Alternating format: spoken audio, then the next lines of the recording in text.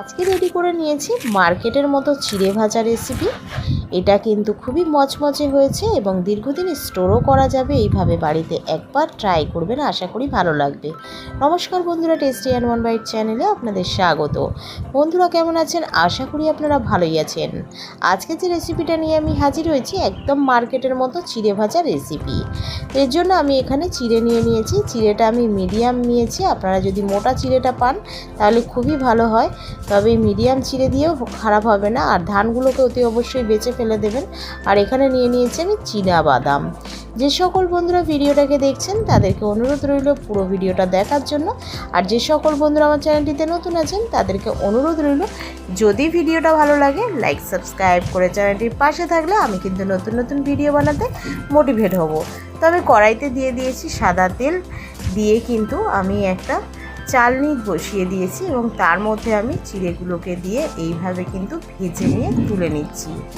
চিড়েগুলো ভাজা হয়ে গেলে আমি বাদামগুলোকে দিয়ে ভেজে নিচ্ছি। এবারে দিয়ে দিচ্ছি কারি পাতা।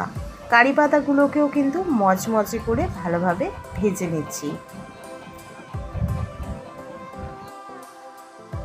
কারি পাতাগুলো মচমচে করে ভাজা হয়ে গেলে আমি একটা থালার মধ্যে সব কিছুকে নিয়ে নিয়েছি। দেখুন বন্ধুরা, সবগুলো কিন্তু আমার ভাজা হয়ে গেছে। এর মধ্যে দিয়ে দিলাম বিট লবণ স্বাদ অনুযায়ী, দিয়ে দেব প্রায় 1.5 চামচ মতো গোলমরিচের গুঁড়ো, আর দিয়ে দিচ্ছি এখানে 1/2 চা চামচ মতো ঝাল লঙ্কার গুঁড়ো।